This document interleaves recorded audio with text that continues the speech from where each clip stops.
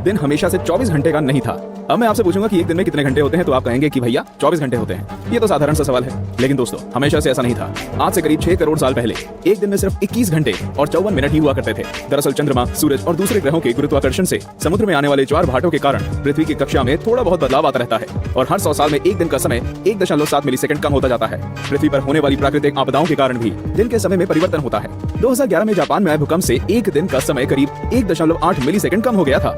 9 बढ़ती गर्मी। दोस्तों पृथ्वी पर गर्मी लगातार बढ़ती ही जा रही है। वैज्ञानिक मानते हैं कि आज से करीब 100 करोड़ साल बाद हमारा सूर्य आज से 10% ज्यादा चमकदार और गर्म होगा। 400 करोड़ साल बाद गर्मी इतनी बढ़ जाएगी कि समुद्र का पानी भाप में बदल जाएगा। 750 करोड़ साल बाद पृथ्वी मंगल ग्रह की तरह एक बड़े रेगिस्तान में बदल जाएगा और सूर्य इतना भयानक रूप ले चुका होगा कि शायद मरकरी, वीनस और हमारा चंद्रमा भी खत्म हो चुका होगा। 8 पृथ्वी पूरी गोल नहीं है।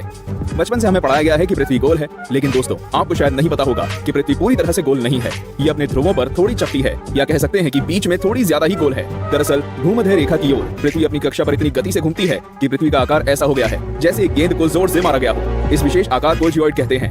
दोस्तों क्या आपको पता है माउंट एवरेस्ट पृथ्वी का सबसे ऊंचा पर्वत है, क्योंकि पर्वतों की ऊंचाई समुद्री स्तर से नापी जाती है। अगर हम पृथ्वी के गर्भ से पर्वत से ऊंचाई नापें तो इक्वेडोर का माउंट चिम्बोराजो सबसे ऊंचा पर्वत है। 7 सबसे लंबी पर्वत श्रृंखला। दोस्तों क्या आपको पता है कि दुनिया की सबसे लंबी पर्वत श्रृंखला कौन सी है? आप में से ज्यादातर लोगों का जवाब एंडीज पर्वत श्रृंखला होगा, लेकिन ऐसा नहीं है। असल में दुनिया की सबसे लंबी पर्वत श्रृंखला का सिर्फ 10% भाग ही हमें दिखता है और बाकी भाग समुद्र की गहराइयों में है। इसे हम मिड ओशियन रिज सिस्टम के नाम से जानते हैं। 1950 में किए गए एक सर्वे के अनुसार इसकी लंबाई 80,000 किलोमीटर है और ये एंडीज पर्वत श्रृंखला से 20 गुना ज्यादा लंबी है।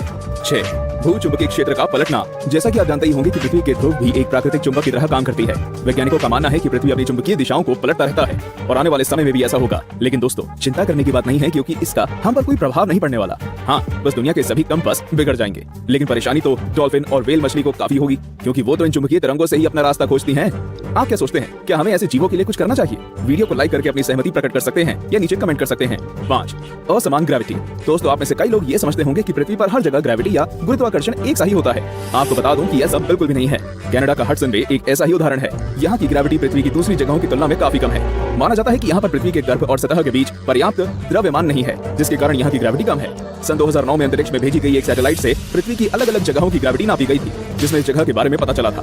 वैसे पृथ्वी पर ये इकलौती ऐसी जगह नहीं है, बल्कि बहुत सी जगहों पर ग्रेविटी की ऐसी अनियमितताएं पाई गई हैं। 4 पेंजिया। दोस्तों आज पृथ्वी पर 7 महाद्वीप हैं, लेकिन आज से करीब 3 करोड़ साल पहले ये सभी महाद्वीप एक ही थे। मतलब पृथ्वी पर जमीन का एक टुकड़ा था जिसे हम पेंजिया के नाम से जानते थे। ये उस समय पृथ्वी के 1/3 भाग में फैला हुआ था। बाद में करीब 1 करोड़ 75 लाख साल पहले पृथ्वी की टेक्टोनिक प्लेट्स में हुई हलचल के कारण धीरे धीरे सभी महाद्वीप अलग अलग हो गए। भूवैज्ञानिकों की माने तो आज से करीब 2.5 करोड़ सालों के बाद सारे महाद्वीप एक बार फिर से जुड़ जाएंगे और एक बार फिर से पेंजिया का निर्माण होगा। 3 छिपा हुआ समुद्र। जी हाँ दोस्तों, आपने बिल्कुल सही सुना। वैज्ञानिकों ने जमीन से करीब 660 किलोमीटर नीचे एक छिपा हुआ समुद्र होने की बात की है। माना जा रहा है कि समुद्र में पृथ्वी की सतह पर मौजूद सभी समुद्रों से 3 गुना ज्यादा पानी है। ये पानी लिक्विड नहीं है, बल्कि एक बड़ी सी नीली चट्टान के रूप में है, जिसे रिंग वुडाइट नाम दिया गया है। कुछ वैज्ञानिक तो ये भी मानते हैं कि आज जो समुद्र पृथ्वी की सतह पर मौजूद है वो भी पहले जमीन के अंदर कुछ इसी तरह थे, लेकिन वो बाद में भौगोलिक गतिविधियों के कारण सतह पर आ गए। 2 पहले पृथ्वी बैंगनी थी।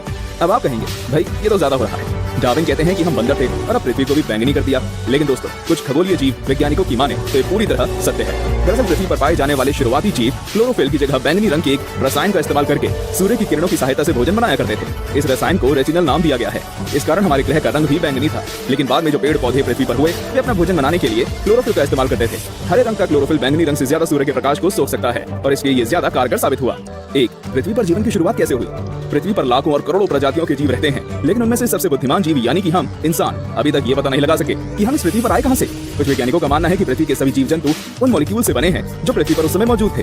ये अणु या मॉलिक्यूल अपने आप को दोहरा सकते थे, जैसे कि डीएनए होता है, लेकिन ये मॉलिक्यूल्स पृथ्वी पर ही बने या ब्रह्मांड में दूर किसी ग्रह से आए, ये अभी तक भी साफ नहीं है। वैसे ज्यादातर वैज्ञानिकों का तो यही दावा है कि ये मॉलिक्यूल्स पृथ्वी के निर्माण के साथ ही बने थे और हम कोई एलियन नहीं है।